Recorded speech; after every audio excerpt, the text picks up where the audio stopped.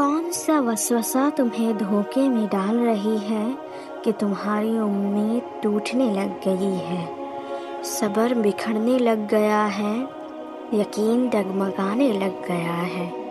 سورہ بقرہ آیات نمبر 153 میں رب فرماتا ہے، اس ذات نے تمہیں بتا رہا ہے کہ وہ صبر کرنے والوں کے ساتھ، یقین رکھو وہ تمہیں بھولا نہیں ہے۔ وہ جن سے بن مانگے اتنا کچھ عطا کیا ہے، کیا وہ مانگنے پہ کچھ عطا نہیں کرے گا؟ وہ جسے پل پل خبر ہے، وہ تمہیں کیسے نظر انداز کر سکتا ہے؟ وہ تمہیں کیسے بھول سکتا ہے؟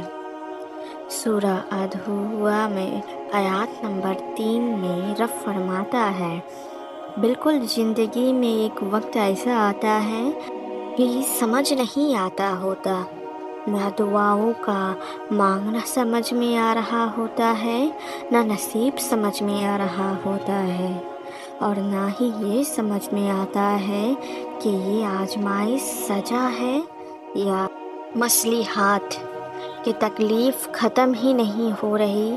جب بھی ایسا محسوس ہو تو یاد رکھو، بے بسی سب سے بڑی نعمت ہے، کیونکہ یہ تمہیں اللہ کے پاس لے جاتی ہے۔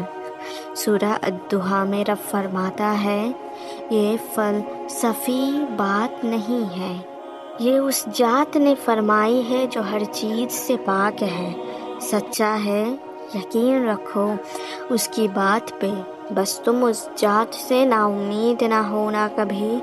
تمہاری دعائیں تو اللہ تبھی سنبھال لیتا ہے جب تم انہیں منہ سے نکالتے ہو۔ قبولیت میں دیری نہیں ہوتی اور نہ ہی وہ رد کی جاتی ہے، بس وہ بہترین وقت پہ کن فرماتا ہے۔ اس کے کن کا انتظار کر کے تو دیکھو، اس کی رجا میں راضی ہو کے تو دیکھو، جلد ہی بازی مت کرو، اتنا مت سوچو تمہاری سوچ سے کہیں تو کا مالک ہے وہ رب۔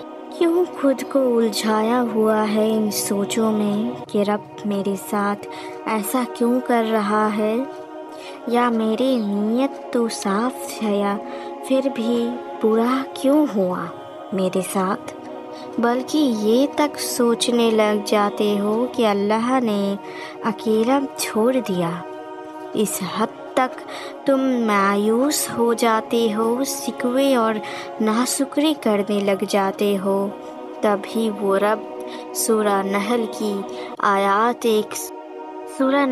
آیات 52 آیات میں فرماتا ہے، اور جو کچھ آسمان اور زمین میں ہے سب اسی کا ہے اور اسی کی عبادت لازم ہے، تو تم خدا کے سوا اوروں سے کیوں ڈرتے ہو؟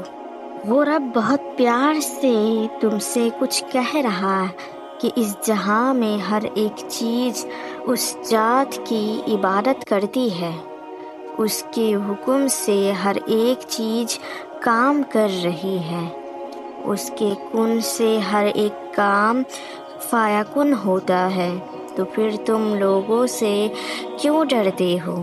ان سے کیوں امید لگاتے ہو؟ لوگوں کی باتوں کو سچ کیوں مان لیتے ہو؟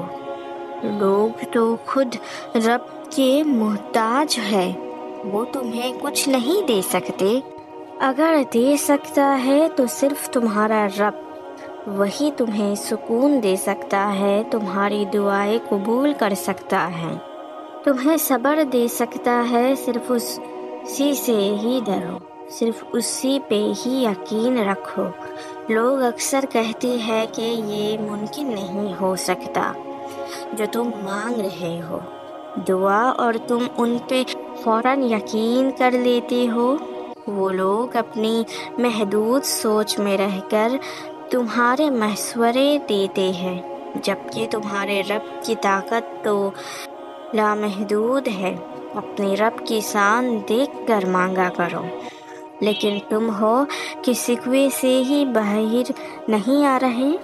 یہ کیسے ہوا یقین، یہ کیسا ہوا صبر، جہاں تم اس رب کو کہہ رہے ہو کہ اکیلا کیوں چھوڑ دیا؟ جبکہ رب تو وہی کا وہی ہے۔ تم ہی جو اس دنیا کے دھوکے میں آگے نکل آئے ہو۔